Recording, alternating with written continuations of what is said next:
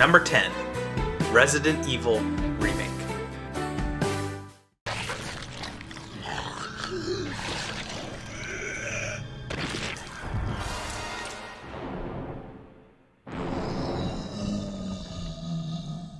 Resident Evil. We finally made it to the top 10, and the first game we're talking about is the remake of the first game I ever played. Resident Evil is the game that introduced me to video games. Although I was terrified of it, it still is the first game I ever played, and if it's not the first game I ever beaten, it's sure close. I say I've been playing it since I was 3 years old, but I only dabbled a little bit in it at that time, for really whenever I heard a zombie I would run out of the room. It was my mother and her siblings who played it, and it's interesting because this is the only video game, only thing ever that really brought my mom, her sister, and her brother together in order to do something. That kind of stuck with me and kind of makes this game even more cool.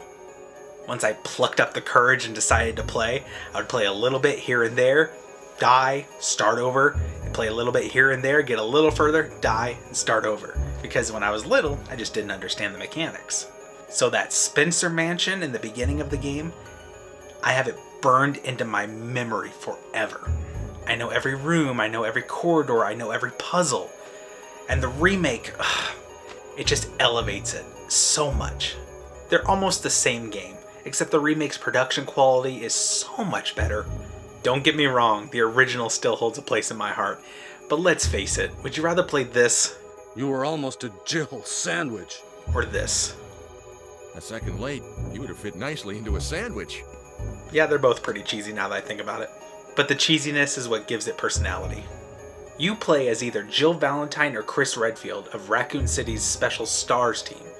Bizarre murders have recently occurred in Raccoon City. There are outlandish reports of families being attacked by a group of about 10 people. Victims were apparently eaten. Bravo team went to the hideout of the group and disappeared.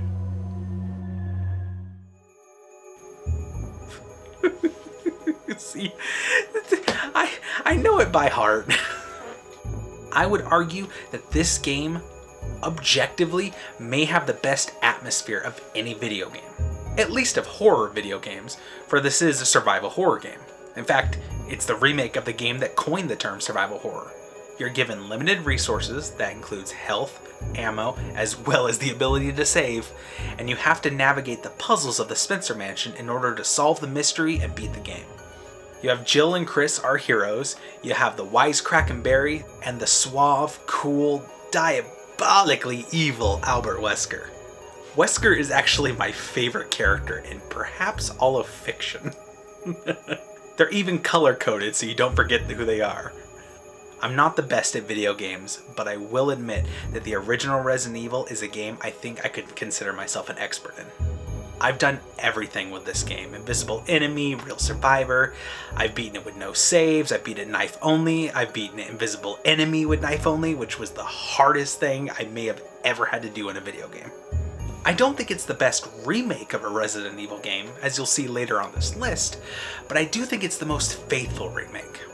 It took the original, refined the mechanics a little bit, added a few cool things here and there, but at the end of the day, it's still very much the same game. I've played it 1,000,000 times, I'm sure I'll play it 1,000,000 more.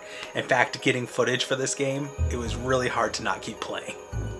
It is, by definition, my most nostalgic video game of all time, and just cements Resident Evil as one of the best video game series of all time. But seriously, Wesker is awesome. Press this way. Is that all you have? Such a waste of life. I am the only god. I will not be held back by such insects. Please, try harder.